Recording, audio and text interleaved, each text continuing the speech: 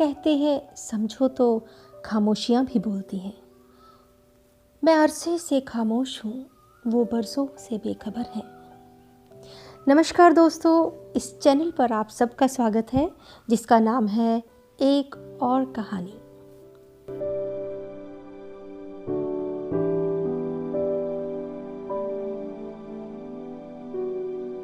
और जो कहानी मैं आज आपको सुनाने वाली हूँ उसका टाइटल है फिर पुराना मौसम लौटा। मेरी कहानी की मेन कैरेक्टर है रूही, जो एक बोर्डिंग स्कूल में टीचर है। तो आइए सुनते हैं रूही की कहानी, रूही की ही जुबानी। मैंने खिड़की से पर्दा हटाकर जरा सी नज़र बाहर की ओर की तो खेल के मैदान में 4 बड़ी ऊंची बत्तियों वाले खंभों के अलावा कुछ दिखाई नहीं दिया। मुझे हमेशा इन्हें देख के ऐसा लगता था मानो मुझे आश्वासन दे रही हूँ कि सब ठीक है, बाहर तुम सो जाओ। बस दूर स्कूल के गेट पर जागते हुए मोहन काका और बंसी काका दिखाई देते थे। अक्टूबर की ठंड में उन्हें जागते हुए और पहरा देते हुए देखकर तरस भी आता था और गर्व भी महसूस होता था। मैं बत्ती बुझाकर बिस्तर में बैठने ही वाली थी कि दरवाजा खटखटाया। बॉयज हॉस्टल की वार्डन रेखा की आवाज थी। रूही मैडम जल्दी चलो, रियांश ने पूरा हॉस्टल सिर पर उठा रखा है, घबराई हुई रेखा बोली। मैं समझ गई कि आज फिर रियांश को नींद नहीं आई। मैंने जल्दी से अपना शॉल उठाया और दरवाजे को बाहर से कुंडी लगाकर शॉल ओढ़ती हुई सीढ़ियां उतरने लगी। रेखा आगे आगे बरामदे की तरफ से तेजी से हॉस्टल की तरफ बढ़ने लगी। मुझे मैदान से निकलते हुए देख रेखा जोर से बोली, रूही मैडम हल्की बारिश हो रही है, भीग जाओगे, बरामदे से होते हुए ही चलते हैं। पर मुझे लगा मैदान के बीचों बीच जल्दी हॉस्टल पहुंच जाऊंगी। तुम चिंता मत करो रेखा, तुम आ जाओ बरामदे वाले रास्ते से, मैं नहीं भीगूंगी, मैंने रेखा से कहा और काफी हद तक भागकर हॉस्टल के गेट तक पहुंची। गेट खुलने की आवाज सुनते ही रियांश अपने कमरे से बाहर आ गया। आंखों में आंसू और नाराजगी एक साथ छलक रही थी। आज आप मुझे कहानी सुनाने क्यों नहीं आए? मैं आपसे बात नहीं करूंगा, मुझसे लिपटते हुए रियांश बोला। मैंने रियांश के आंसू पोंछे और बालों को सहलाती हुई उसे उसके बिस्तर तक ले गई।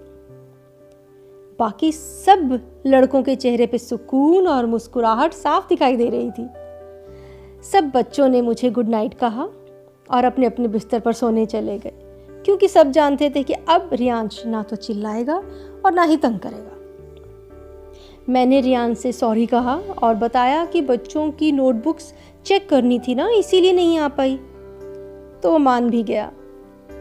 रियांश को सुलाते हुए कब मेरी भी आंख लग गई पता ही नहीं चला। रात के 11:30 बज गए थे जब रेखा ने मुझे उठाया। रेखा को गुड नाइट बोलकर मैं भी अपने कमरे में चली आई।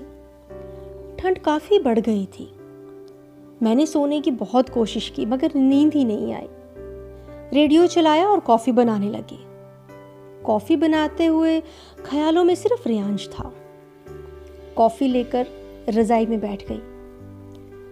कॉफी के हर घूंट के साथ 5 साल पुरानी यादें मेरी आंखों के सामने आने लगी। फर्स्ट क्लास का बच्चा, 5 साल का ही होगा रियांश, इतना सुंदर जैसे बर्फ के गोले से बनाया हो। माथे पर गिरते हुए नरम रेशमी बाल, गाल जैसे कश्मीर के 2 सेब रखे हों। प्रिंसिपल के कमरे के ठीक सामने स्टाफ रूम में मैं बैठी रियांश को ही निहार रही थी। मेरी नज़र ही नहीं हट रही थी उस बच्चे से। हॉस्टल में एडमिशन के लिए आया था वो बच्चा। रियांश बहुत खुश दिखाई दे रहा था। शायद वो खूब सारे नए खिलौने और कपड़े, चॉकलेट्स, चिप्स सब कुछ देखकर बहुत खुश था। वैसे तो हमारे स्कूल के हॉस्टल में बाहर से खाने का सामान और खिलौने लाने की परमिशन बिल्कुल भी नहीं थी, मगर कुछ तो अलग था रियांश के माँ बाप में, जो प्रिंसिपल और मैनेजिंग कमेटी ने परमिशन दी थी। महंगी बड़ी गाड़ी और रियांश के माँ बाप के नखरे देखकर कोई भी बता सकता था कि बहुत ही रईस लोग हैं ये। तभी बंसी काका उसका सारा सामान स्टाफ रूम में ले आए। बाप रे, स्विस चॉकलेट्स, दुबई के बिस्किट्स के डब्बे और महंगे खिलौने। मैंने तो नाम भी पहली बार सुने थे इन सब चीज़ों के, देखना तो दूर की बात थी। मैडम दिल्ली के बहुत बड़े व्यापारी हैं, इनका ड्राइवर कह रहा था कि बहुत बड़ा बंगला है दिल्ली में और 5-6 महंगी कारें भी हैं इनके पास, बंसी काका बोले। फिर भी 5 साल के बच्चे को हॉस्टल में छोड़ने आए हैं, क्यों? अभी तो उसे अपने माँ बाप के प्यार को समझना भी नहीं आया होगा। अभी तो अपनी जिंदगी का एक छोटा सा अंश भी पूरा नहीं आया होगा उसकी झोली में प्यार का। मैं दिमाग में इतने सवाल लिए एकटक रियांश को देखती जा रही थी।